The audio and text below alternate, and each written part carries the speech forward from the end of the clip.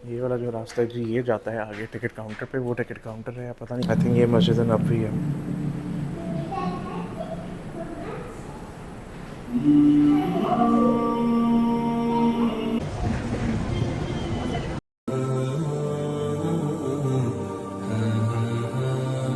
अस्सलाम वालेकुम जी, अहलन व सहलन। इस वक्त मौजूद हूँ मैं मक्का में, और आप लोगों ने मेरा लास्ट व्लॉग देखा था जहाँ पे हमने लैंड किया था।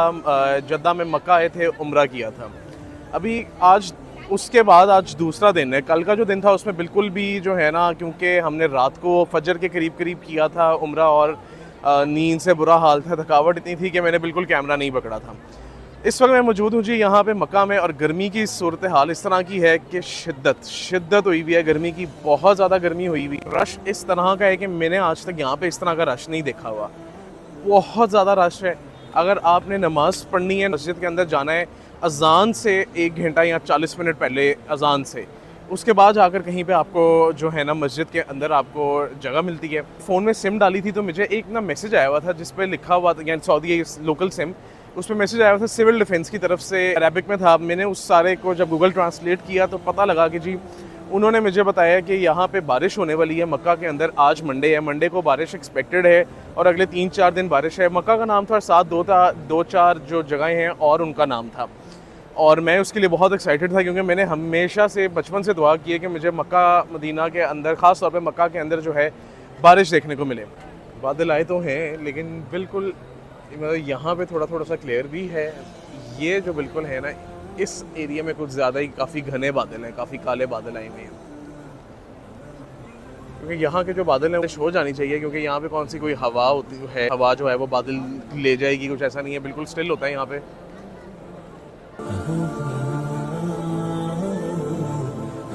अब हम आ चुके हैं क्लॉक टावर के अंदर, और international museum of the profits biography मुझे नज़र आ रहा है, जो कि मैं जाकर उसको देखना चाहता हूँ कि उसके अंदर क्या है। और अब मुझे, आई एम नॉट श्योर कि मुझे अंदर उसके ब्लॉग करने देंगे कि नहीं, बट इंशाल्लाह जाकर देखते हैं कि क्या बनता है।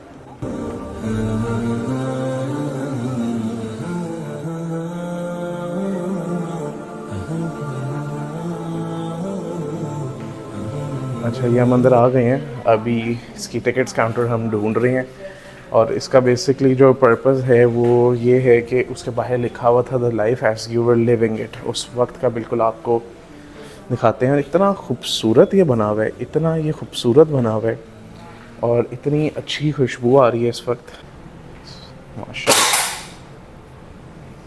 मैंने कुछ नहीं किया, I didn't do anything brother.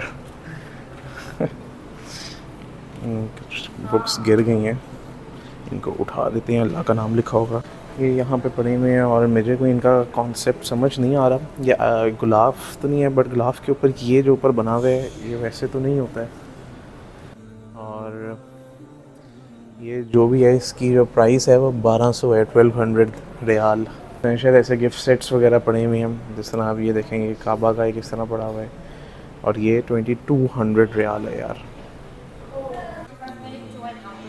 अस्सलाम वालेकुम, what is the ticket price?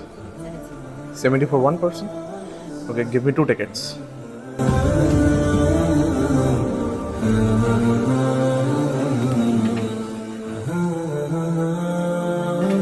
दो शोज़ थे जिसके अंदर ये यहाँ पे भी स्टार्ट होने के, एक जो इंग्लिश का शो था और एक उर्दू का शो अलहदा था। जो इंग्लिश का शो था वो स्टार्ट होना था 240 पे, अभी 135 हो रहा है, और 240 पे वो वाला शो जो है स्टार्ट होना था। लेकिन अगर उसका मैं इंतज़ार करता तो वो एक घंटे 45 मिनट, 1 घंटे का तो ये शो भी, और उसका अगर मैं इंतज़ार करता तो जो असर की नमाज़ है वो उसका वक्त आ जाना था बीच में, और वैसे ही बहुत जल्दी जाना पड़ता है नमाज के लिए। तो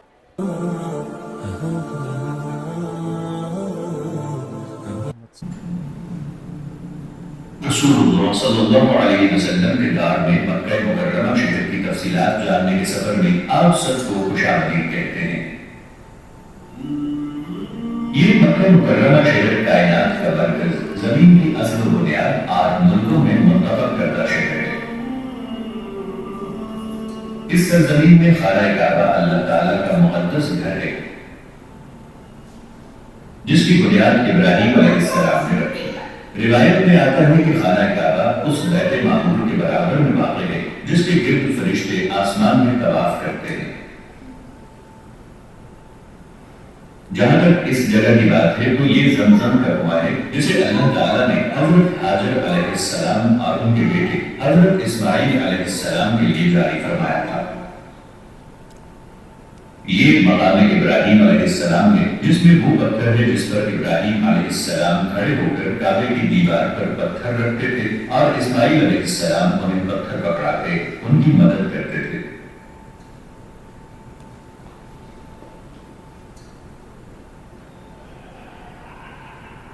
یہ شامی اور غربی کونوں کے درمیان حضرت اسماعیل علیہ السلام کا پتھر ہے جو کہ خانہ کعبہ کا حصہ ہے۔ یہ کوہ صفا ہے جہاں سے عمرے کے دوران سعی شروع ہوتی ہے، اور جہاں تک مخالف سمت میں دوسرے پہاڑ کی بات ہے تو وہ مروہ پہاڑ ہے۔ اور حضرت حاجر علیہ السلام نے ان دونوں پہاڑوں کے درمیان پانی کی تلاش میں دوڑ لگائی تھی۔ یہ عبداللہ بن عبد المطلب کا گھر ہے جس میں نبی کریم صلی اللہ علیہ وسلم کی ولادت ہوئی، اور مروہ پہاڑ کے قریب ہمیں رسول اللہ صلی اللہ علیہ وسلم کا پہلا ازدواجی گھر ملتا ہے۔ یہ ام المؤمنین حضرت خدیجہ بنت خویلد رضی اللہ عنہا کا گھر ہے جو اسلام کی پہلی خاتون ہے۔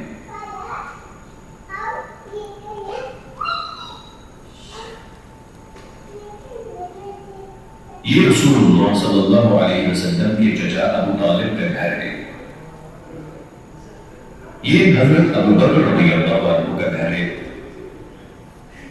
اور یہاں دار الندوہ ہے جو قریش کے سرداروں اور مکہ کے معززین کی اجتماع گاہ ہے۔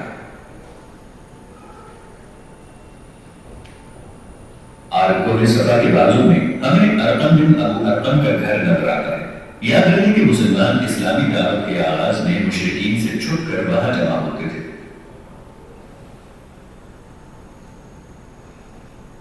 یہ بنو ہاشم کی گھاٹی ہے جہاں قریش نے تقریباً 3 سال تک رسول اللہ صلی اللہ علیہ وسلم کا محاصرہ کیا تھا۔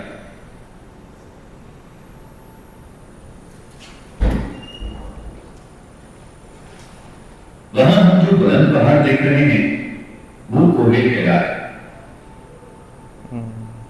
اور چوٹی پر مشہور غار ہرا ہے۔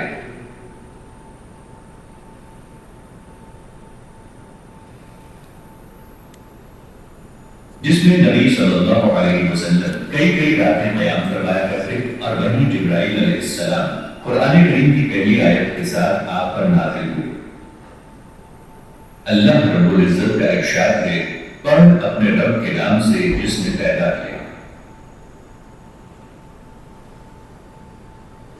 اور یہاں مکہ کے جنوب میں ایک عظیم پہاڑ اور اس میں غار ثار ہے جس میں رسول اللہ صلی اللہ علیہ وسلم اور آپ کے ساتھی حضرت ابو بکر صدیق رضی اللہ عنہ چھپے تھے۔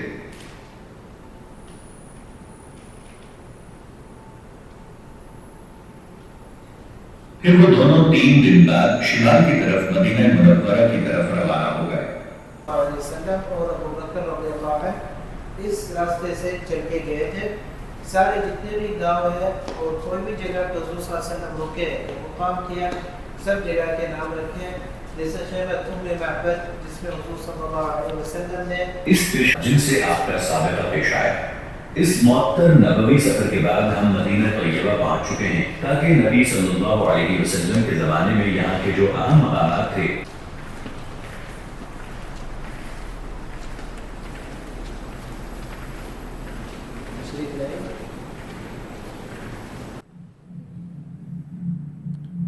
دکھایا ہوا ہے سارا۔ آئی تھنک یہ مسجد نبوی ہے۔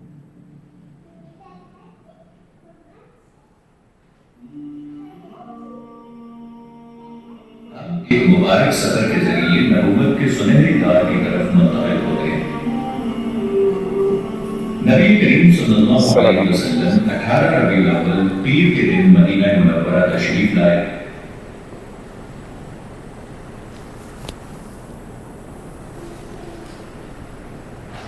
اور آپ صلی اللہ علیہ وسلم نے یہاں قباء میں قبیلہ بنو عمرو بن عوف میں چند دن قیام فرمایا، اور پھر آپ صلی اللہ علیہ وسلم نے یہاں اسلام کی پہلی مسجد قباء کی بنیاد رکھی۔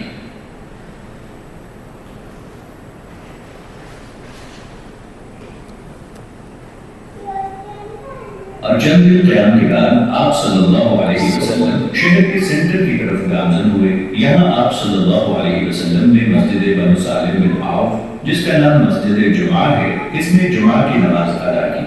پھر آپ صلی اللہ علیہ وسلم شہر کے اندرونی حصے میں پہنچے جہاں آپ صلی اللہ علیہ وسلم کی اونٹنی مسجد نبوی شریف کی جگہ میں بیٹھ گئے. حضرت ابو ایوب انصاری رضی اللہ عنہ نے آپ صلی اللہ علیہ وسلم کی اپنے گھر میں میزبانی کی اور سب سے پہلا کام جو نبی صلی اللہ علیہ وسلم نے کیا وہ مسجد نبوی کی تعمیر تھی. کئی ماہ بعد نبی صلی اللہ علیہ وسلم نے اپنی ازواج مطہرات امہات المؤمنین کے لیے حجرات بنائے. یہاں ام المؤمنین حضرت عائشہ رضی اللہ عنہا کا حجرہ ہے اور یہاں ام المؤمنین حضرت سعدہ بنت زمعہ رضی اللہ عنہا کا حجرہ ہے اور وہاں حضرت حفصہ رضی اللہ عنہا کا حجرہ ہے اور اسی طرح دیگر امہات المؤمنین کے لیے حجرات بنائے. اور آپ صلی اللہ علیہ وسلم نے جب بھی کسی عورت سے شادی کی تو ان کے لیے یہاں مسجد نبوی شریف کے مشرق میں ایک حجرہ بنوایا اور یہاں حضرت عائشہ رضی اللہ عنہا کے حجرے کے ساتھ ہی جنت کی خواتین کی سردار حضرت فاطمہ رضی اللہ عنہا بنت محمد صلی اللہ علیہ وسلم کا حجرہ تھا. اور اس جگہ اس عظیم احد پہاڑ کے دامن میں جنگ احد واقع ہوئی جس کے بارے میں آپ صلی اللہ علیہ وسلم نے فرمایا احد ہم سے محبت کرتا ہے اور ہم اس سے محبت کرتے ہیں.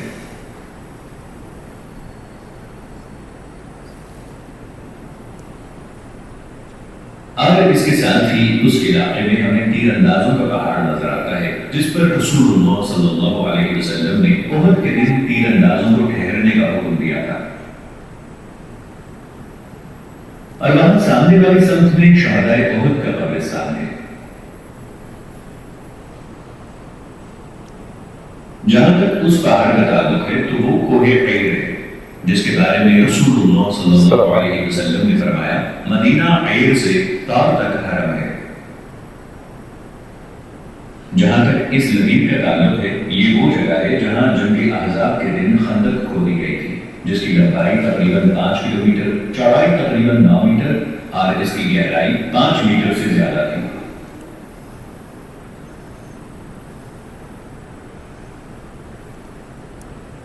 اور یہاں یہ بقیع قبرستان ہے جس میں رسول اللہ صلی اللہ علیہ وسلم کی زیادہ تر ازواج مطہرات آپ صلی اللہ علیہ وسلم کے اہل خانہ اور صحابہ کرام رضی اللہ عنہم موجود ہیں.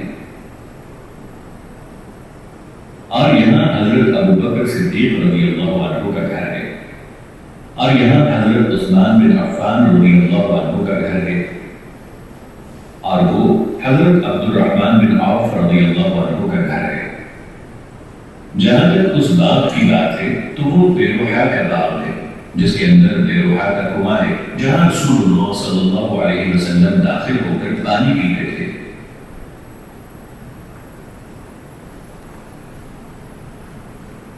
جہاں تک اس جگہ کا تعلق ہے تو یہ سقیفہ بنی ساعدہ ہے جو کہ کبار صحابہ کرام کی میٹنگ اور مشورے کی جگہ تھی اور نبی صلی اللہ علیہ وسلم کی وفات کے بعد یہاں مسلمانوں کے خلیفہ کا انتخاب ہوا تھا.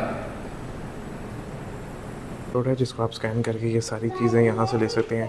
اب آئی ایم ناٹ شیور کہ یہ فونس پہ آپ لوگوں کے یہاں ٹی ویز پہ اسکین ہوگا کہ نہیں، but you can access this from here. یہ خیمہ بنایا ہوا ہے جس طرح کا وہ دکھایا کرتے تھے جی جو اس دور کے حساب سے ہوتا تھا، اور یہ ایک ہاسپٹل ہے. یہ ہاسپٹل بالکل اسی طرح کا اس وقت کے حساب سے دکھایا گیا ہے کہ آپ صلی اللہ علیہ وسلم کے وقت میں کس طرح کا ہوا کرتا تھا. یہ سب وہ چیزیں ہیں یہاں پہ جو شفا کے لیے یعنی کہ علاج کے لیے استعمال کی گئی ہیں. ابھی انہوں نے سارا ایکسپلین کیا جب تب ویڈیو بنانا جو ہے اس کی اجازت نہیں تھی. جس میں یہ عجوا کھجور ہے، یہ سرما ہے، شہد ہے، دودھ ہے، کلونجی ہے یہ، اور اس طرح کی ساری چیزیں جو استعمال کی جاتی تھیں شفا کے لیے. اور یہ جو ہے ابھی انہوں نے سارا بات سمجھائی ہے. اسواق استعمال کرنا، اپنے نظروں کا خیال رکھنا، کسی غیر محرم کو نہ دیکھنا، یہ آپ صلی اللہ علیہ وسلم نے بتایا ہے جس سے دل جو ہے وہ صاف رہتا ہے. اور یہ والا جو ہے نشان یہ بتایا گیا ہے کہ کھانا جو ہے وہ کم کھایا جائے تاکہ آپ کے جو ہے نا صحت مند رہیں. آپ بھوک رکھ کے جس کو کہا جاتا ہے کھایا جائے. یہ ذکر ہے اللہ کا، اور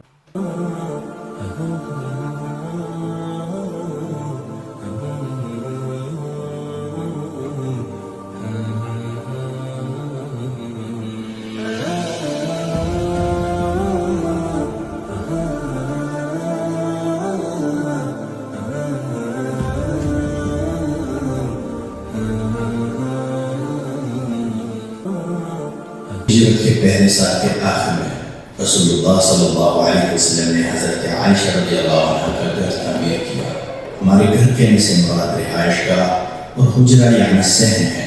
حجرہ یہ گھر کے سامنے کھلا صحن ہے اور اس کا رقبہ تقریباً 4 بائی 5 میٹر ہے اور اس کے 2 دروازے تھے.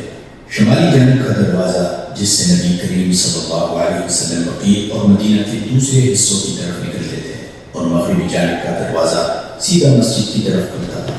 اور یہ وہ دروازہ ہے جس سے آپ صلی اللہ علیہ وسلم حالت اعتکاف میں اپنا سر مبارک حضرت عائشہ رضی اللہ عنہ کے لیے نکالتے تاکہ وہ آپ کے بال کو کنگھی کر دے, سنوار دے اور خوشبو لگا دے. جہاں تک حجرہ شریف صحن میں موجود اشیاء کا تعلق ہے, اس میں کھانا پکانے اور پانی گرم کرنے کے لیے ایک چولہا تھا اور شاید کچھ دیگر اشیاء جیسے سفری بستر, زین یا لکڑی. جہاں تک اس ڈھکے ہوئے حصے کا تعلق ہے, یہ وہ گھر ہے جو رہنے اور رات گزارنے کے لیے مختص کیا گیا تھا اور یہ ایک معمولی کمرہ تھا جس کا رقبہ تقریباً 5 بائی 6 میٹر اور اس کی چھت کی اونچائی تقریباً 2.5 میٹر تھی.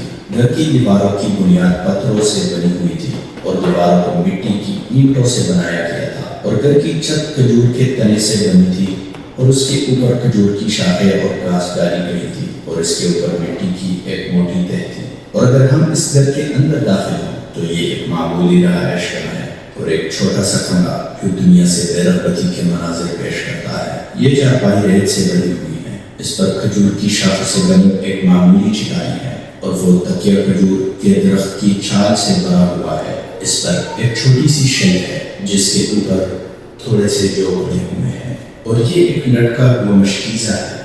اس میں تھوڑا سا پانی ہے اور وہ پینے کے لیے ایک پیالہ ہے اور وہاں ایک لحاف اور بستر ہے اور وہ ایک صندوقچی ہے جس میں کچھ ضروریات کی چیزیں رکھی ہوئی ہیں. اور اگر ہم نبوی گھر سے نکل کر لکڑی کی سیڑھی پر چڑھے تو گھر کی چھت پر کونے میں ایک چھوٹا سا کمرہ ملے گا جسے مشربہ کہا جاتا ہے. اے اہل ایمان, یہاں اس حجرہ شریف میں رسول اللہ صلی اللہ علیہ وسلم حضرت عائشہ رضی اللہ عنہ کے ساتھ رہتے تھے جو کہ آپ صلی اللہ علیہ وسلم کو لوگوں میں سب سے زیادہ محبوب تھی. اور آپ صلی اللہ علیہ وسلم نے ان کے ساتھ پیار سے بھری, پاکیزہ, روشن, اچھی صحبت والی, محبت سے بھرپور, علم سے آراستہ خوبصورت زندگی گزاری. یہاں وہ ہستی رہتی تھی جس نے اپنے پیغام سے پوری دنیا کو روشن کیا اور دنیا کو اپنی لائی ہوئی شریعت کی سعادت بخشی. 9 سال بعد آپ صلی اللہ علیہ وسلم نے وفات پائی اور سیدہ عائشہ رضی اللہ عنہ کے سینے پر اپنا سر مبارک رکھ کر پاکیزہ سانسیں لی اور آپ اس گھر میں دفن ہوئے اور حضرت عائشہ رضی اللہ عنہ اسی گھر میں ٹھہری رہی. پھر 3 سال سے بھی کم عرصے کے بعد ان کے والد حضرت ابو بکر صدیق رضی اللہ عنہ کا انتقال ہو گیا اور انہیں ان کے ساتھی یعنی نبی صلی اللہ علیہ وسلم کے پاس دفن کیا گیا. حضرت عائشہ رضی اللہ عنہ نے اسی عظیم گھر میں باقی زندگی گزاری اور انہوں نے قبروں پر ایک پردہ ڈال دیا. پھر تقریباً 10 سال بعد حضرت عمر بن الخطاب رضی اللہ عنہ شہید ہوئے. آپ نے ان یعنی حضرت عائشہ رضی اللہ عنہ سے اجازت طلب کی تھی کہ وہ اپنے ساتھیوں کے پاس دفن ہوں تو انہوں نے اجازت دے دی. آپ رضی اللہ عنہ کو ان کے ساتھ دفن کیا گیا. حضرت عائشہ رضی اللہ عنہ نے اس جگہ کو اپنے گھر کے باقی حصے سے الگ کرتے ہوئے ایک دیوار بنائی جس میں معزز کر رہے ہیں اور اس جگہ ایک کمرہ اپنی نماز اور عبادت کے لیے بنا لیا. وہ اس میں داخل ہو کر اس دروازے کو بند کر لیتی, لمبی نماز پڑھتی اور لمبا قیام کرتی. آپ رضی اللہ عنہ اسی چھوٹے سے حصے میں رہی جسے آپ رضی اللہ عنہ نے اپنی پوری زندگی علم, تعلیم, تدریس اور پرورش کے لیے کھولے رکھا, کیونکہ پوری دنیا سے مسلمان ام المؤمنین حضرت عائشہ رضی اللہ عنہ کو سلام کرنے اور ان سے علم حاصل کرنے آتے اور وفات تک ان کا یہی طرز عمل رہا. پھر انہیں البقیع قبرستان میں دفن کیا گیا اور اس گھر کو مضبوطی سے بند کر دیا گیا. اور ہجری کے 88ویں سال تک ایسا ہی رہا۔ پھر الولید بن عبد الملک رحمہ اللہ کے دور خلافت میں عمر بن عبد العزیز رحمہ اللہ نے ان کے حکم سے حضرت عائشہ رضی اللہ عنہ کے گھر کو دوبارہ مقبول تعلیم کیا تاکہ آپ صلی اللہ علیہ وسلم کی قبر شریف کو محفوظ بنایا جا سکے، اور اسے مسجد میں داخل کر دیا گیا، اور اسے یعنی حجر شریف کو مضبوطی سے مکمل بند کر دیا گیا، اور اندر جانے کے لیے وہی راستہ یا روشندان تک کھلا نہیں رکھا گیا۔ پھر آپ نے عمر بن عبد العزیز رحمہ اللہ نے قبر کو مسجد سے الگ کرنے کے لیے مضبوط سیاہ پتھروں کی 5 رخی دیوار بنائی تاکہ لوگ قبروں کی طرف منہ کر کے نماز نہ پڑھے۔ پھر حضرت عمر رحمہ اللہ نے باقی امہات المؤمنین کے حجرات بھی ان کے گھر والوں سے خرید لیے اور انہیں چرا کر مسجد نبوی میں شامل کرنے کا حکم دیا۔ مدینہ نے اس دن سے زیادہ آب و بکا اور غم نہیں دیکھا جس دن انہیں منہدم کیا گیا، کیونکہ ان گھروں کو دیکھ کر ان کے دلوں کو تسلی ملتی اور ان کے محبوب صلی اللہ علیہ وسلم کی یاد تازہ رہتی تھی۔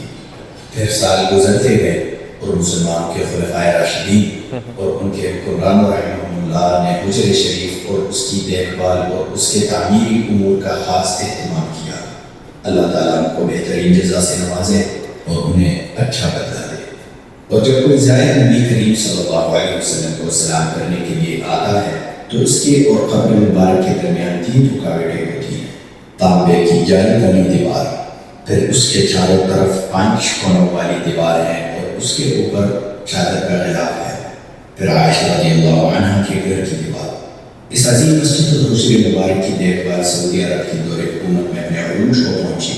اللہ اس کا حامی و ناصر ہو اور اس کی سلامتی اور ایمان کو قائم دائم رکھے اور اس کی قیادت کو بہترین اجر سے نوازے۔ یہ ہے مسجد نبوی جس میں لاکھوں افراد سما سکتے ہیں۔ اس کی تعمیر اور دیکھ بھال مسلمانوں کے لیے باعث فخر ہے، اور وہ حجر شریف ہے جو دیکھنے والوں کو خوش کرتا ہے اور محبین کے دلوں کو رونق بخشتا ہے۔ خدا کی رحمت اور سلامتی ہو ان پر جو تمام جہان کے لیے رحمت بنا کر بھیجے گئے، جنہوں نے پیغام پہنچایا اور امانت کا حق ادا کر دیا، اور جو ہدایت پانے والوں کے لیے مشعل ہے، اور ان کے اہل و عیال اور بیویوں پر اور ان کے تمام ساتھیوں پر اور ان پر بھی جو قیامت تک ان کے نقش قدم پر چلے۔ اور ہم اللہ عز و جل سے دعا کرتے ہیں کہ وہ ہمیں آپ صلی اللہ علیہ وسلم کے حوض تک پہنچائے، اور ہمیں اور تمام اہل ایمان کو جنت الفردوس میں آپ صلی اللہ علیہ وسلم کا پڑوس نصیب فرمائے۔ اور ہماری دعا کا اختتام یہ ہے کہ تمام تعریفیں اللہ ہی کے لیے ہیں۔ علیہ السلام آب زمزم، زمزم کا کنواں کھودنے کا واقعہ، بیت اللہ کی تعمیر۔ اللہ رب العزت کے حکم سے حضرت ابراہیم علیہ السلام اپنی اہلیہ حضرت حاجر علیہ السلام اور اپنے شیر خوار بیٹے حضرت اسماعیل علیہ السلام کے ساتھ شام سے تشریف لائے، اور انہیں مکہ میں مسجد کے بالائی حصے میں زمزم کے اوپر ایک درخت کے پاس چھوڑ کر شام واپس جانے لگے۔ حضرت حاجر علیہ السلام کا کل اثاثہ تھا ایک مشکیزہ، پانی کا برتن اور کھجور کی ایک تھیلی۔ اس وقت مکہ بنجر وادی، بے آب و گیاہ زمین، کالے پہاڑ، بنجر وادیاں اور ایک غیر آباد بستی کا مجموعہ تھا جہاں کوئی نہیں رہتا تھا۔ حضرت حاجر علیہ السلام حضرت ابراہیم علیہ السلام کے پیچھے چل پڑی اور ان سے اس جگہ چھوڑنے کی وجہ پوچھنے لگی۔ اے ابراہیم، آپ ہمیں اس جگہ چھوڑ کر کہاں جا رہے ہیں جہاں نہ کوئی چیز ہے اور نہ کوئی انسیت بخشنے والا انسان؟ یہاں تک کہ جب وہ دونوں قدہ نامی علاقے کے پاس پہنچے تو حضرت حاجر علیہ السلام نے حضرت ابراہیم علیہ السلام کے پیچھے سے بلند آواز میں پکار کر پوچھا، اے ابراہیم، تم ہمیں کس کے پاس چھوڑ کر جا رہے ہو؟ لیکن حضرت ابراہیم علیہ السلام نے ان کی طرف توجہ نہ دی۔ آخرکار حضرت حاجر علیہ السلام سمجھ گئی اور کہا، کیا اللہ تعالیٰ نے آپ کو ایسا کرنے کا حکم دیا ہے؟ حضرت ابراہیم علیہ السلام نے کہا، ہاں۔ تب حضرت حاجر علیہ السلام نے کہا، تو وہ ہمیں ضائع نہیں کرے گا۔ پس حضرت ابراہیم علیہ السلام روانہ ہو گئے، یہاں تک کہ جب وہ ان کی نظروں سے اوجھل ہو گئے تو بیت اللہ کا رخ کیا اور ہاتھ اٹھا کر ان الفاظ میں دعا کرنے لگے، اے ہمارے پروردگار، میں نے اپنی کچھ اولاد اس بے آب و گیاہ وادی میں تیرے حرمت والے گھر کے پاس بسائی ہیں۔ اے ہمارے پروردگار، یہ اس لیے کہ وہ نماز قائم کرے، بس تو کچھ لوگوں کے دلوں کو ان کی طرف مائل کر دے اور انہیں پھلوں کی روزیاں عنایت فرما تاکہ یہ شکر گزاری کریں۔ حضرت ہاجر علیہ السلام اپنے بیٹے اسماعیل علیہ السلام کے ساتھ وہاں ٹھہری رہیں۔ کئی دنوں بعد جب کھانے پینے کی چیزیں ختم ہو گئی، خوف کے آثار نمودار ہونے لگے، ہلاکت کا سایہ ظاہر ہونے لگا اور اضطراب و پریشانی چھانے لگی، تو اسی پریشانی کی حالت میں حضرت ہاجر علیہ السلام قریبی وادی تک دوڑ کر جاتی، جس کے دونوں سرے 2 پہاڑ پر ختم ہوتے ہیں، جن میں سے ایک کا نام صفا اور دوسرے کا نام مروہ ہے۔ جن میں سے قریب تر صفا پہاڑ تھا، وہ اس پر چڑھ گئی اور دیکھنے لگی کہ کیا اس وادی میں کوئی ہے، لیکن انہیں کوئی نظر نہ آیا، تو وہ پہاڑ سے نیچے آئیں اور وادی میں دوڑتے ہوئے دوسرے پہاڑ پر چڑھ گئی، لیکن انہیں وہاں بھی کوئی نظر نہ آیا۔ اگرچہ انہوں نے نہ کسی کو دیکھا اور نہ کسی چیز کی آواز سنی، لیکن اللہ رب العزت پر ان کو یقین تھا کہ اس کی مدد ضرور آئے گی، اور اسی یقین کے ساتھ وہ کوشش کرتی رہیں اور ایک پہاڑ سے دوسرے پہاڑ تک دوڑ کر جاتی رہیں، یہاں تک کہ انہوں نے 7 چکر پورے کر لیے۔ اسی دوران ان کو اپنے بچے کا خیال آیا اور دل ہی دل میں کہنے لگی کہ مجھے اپنے بچے کو دیکھنا چاہیے کہ وہ کس حال میں ہے۔ پھر ایسا لگا جیسے انہیں کوئی آواز سنائی دے رہی ہو اور وہ اپنے آپ سے کہہ رہی ہو، خاموش ہو جاؤ۔ پھر وہ آرزو کے ساتھ چیخ پڑی، مدد کریں اگر آپ مدد کر سکتے ہیں۔ تبھی وہ دیکھتی ہیں کہ زمزم کے مقام پر حضرت جبرائیل علیہ السلام کھڑے ہیں۔ حضرت جبرائیل علیہ السلام نے اپنے پر سے زمین کھودی تو اس سے پانی نکلنے لگا۔ حضرت اسماعیل علیہ السلام کی والدہ اللہ کے فضل و کرم اور اپنے شیر خوار بچے کے بچ جانے پر اس قدر خوش ہوئی کہ اس کا تصور نہیں کیا جا سکتا۔ پھر وہ چلو بھر بھر کر پانی لینے لگی، جبکہ پانی ابلتا ہی جا رہا تھا۔ پھر انہوں نے پانی پیا اور اپنے بچے کو دودھ پلایا۔ اب ان کے اعصاب پرسکون ہوئے اور ان کے دل کو سکون ملا۔ پھر جبرائیل علیہ السلام نے انہیں پکار کر کہا، ہلاک ہونے سے مت ڈرو، یہاں اللہ کا گھر ہے جو یہ لڑکا اور اس کے والد بنائیں گے، اور اللہ اپنے بندوں کو ضائع نہیں ہونے دیتا۔ قبیلے جرہم کے لوگوں نے جب مکہ کے نشیبی حصے میں آ کر پڑاؤ ڈالا تو انہوں نے ایک پرندے کو منڈلاتے ہوئے دیکھا۔ انہیں اندازہ ہو گیا کہ یہ پانی پر منڈلا رہا ہے۔ وہ حیران ہوئے کہ اس بنجر وادی میں پانی کیسے ہو سکتا ہے۔ انہوں نے اپنا قاصد بھیجا تو حضرت ہاجر اور ان کے فرزند حضرت اسماعیل علیہ السلام سے اس حال میں ملاقات ہوئی کہ میٹھے پانی کا چشمہ بہہ رہا تھا۔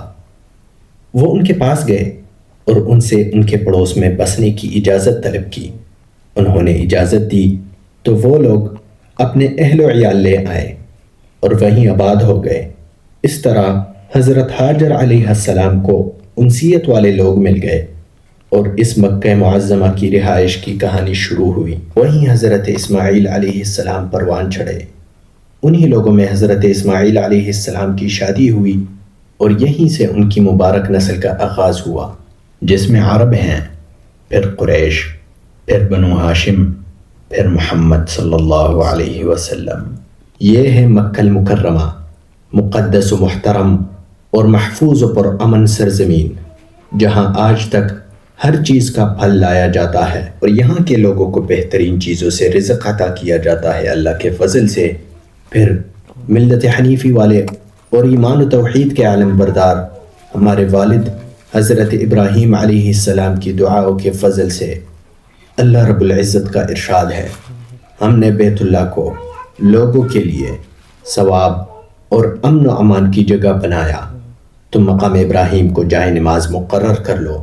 ہم نے ابراہیم اور اسماعیل علیہ السلام سے وعدہ لیا کہ تم میرے گھر کو طواف کرنے والوں اور اعتکاف کرنے والوں اور رکوع سجدہ کرنے والوں کے لیے پاک صاف رکھو۔ اچھا جی، اب ادھر سے ہم باہر آ چکے ہوئے ہیں اور وہ سارا شو ختم ہو گیا. کافی چیزیں جو میں نہیں دکھا سکتا وہ منع تھیں وہاں پہ، اور آپ لوگوں کو ایک بار کوڈ وہاں پہ جو میں نے آپ کو دکھایا تھا وہ اسکین کر لیجیے گا. جو چیزیں میں نہیں دکھا سکا اس کی ساری انفارمیشن اس کے اندر ہے، جس میں آپ صلی اللہ علیہ وآلہ وسلم کی زندگی کے بارے میں بہت سی چیزیں ہیں. وہ مجھے پتہ لگا کہ جی باہر بارش ہو رہی ہے تو میں اندر تھا، تو میں اب جلدی میں یہاں سے نکل لوں، میں چاہ رہا ہوں کہ بارش دیکھ لوں یہاں پہ. الصبح بدا من طلعته